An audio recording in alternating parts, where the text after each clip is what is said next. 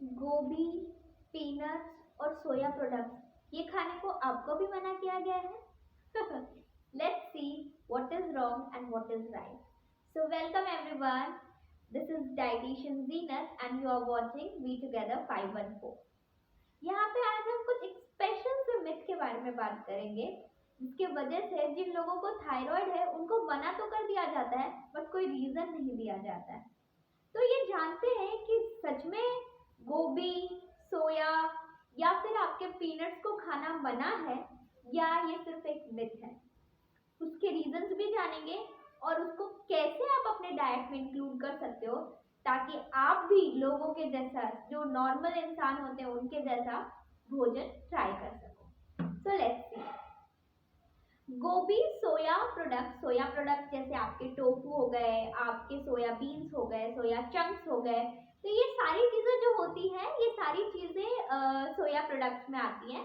क्रूसिफर vegetables which comes under गोभी, सोया, गोभी, पत्ता गोभी, ये सारे आपके क्रूसिफर वेजिटेबल्स हो जाते हैं। ओके, एंड पीनट्स, ग्राउंडनट जो आपकी मूंगफली हो जाती है।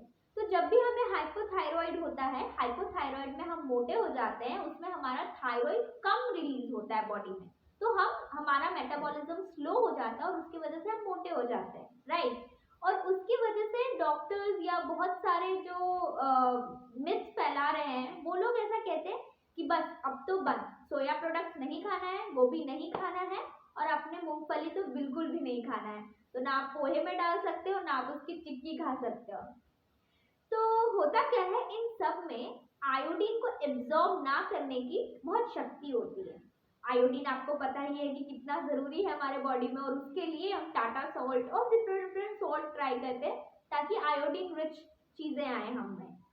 और अगर हम ये सारे चीजें खाते हैं, गोभी, सोया या पीनट्स खाते हैं, तो ये सारी चीजें आयोडीन को एब्जॉर्ब नहीं होने देती, मतलब आपके शरीर में उसका एब्जॉर्प्शन नहीं हो सकता, आप शरीर उसको एक्सेप्ट नहीं करता और फिर आपका थायराइड ठीक नहीं होता।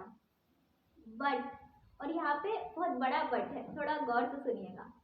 यहाँ पे ये बट है ना कि ये चीजें जरूर आयोडीन को एब्जॉर्ब तो नहीं करने देती, लेकिन जब आप इसको कच्चा खाते हो तो, एंड आई गेस हम में से कोई भी सोया के प्रोडक्ट्स या गोभी कच्चा खाना नहीं चाहता होगा। रिसर्चर्स ने ये बताया कि इसमें आयोडीन को एब्जॉर्ब ना करने की शक्ति है, लेकिन ये भी बताया था साथ साथ कि जब हम इसको जब हम इसको कच्चा खाते हैं, लेकिन अगर हम गोभी का अचार, गोभी के पराठे, गोभी की सब्जी खाते हैं, सोया के प्रोडक्ट्स, टोफू, सोया मिल्क लेते हैं, उसको पकाते हैं, उसको अच्छे से कुक कर देते हैं, या फिर हम पीनट्स को थोड़ा रोस्ट कर देते हैं, या पीनट्स को हम रोस्ट करने के बाद या फिर हम ग्राइंड करके उसको पेस्ट के फॉर्म में लेते हैं, it is not going to harm you.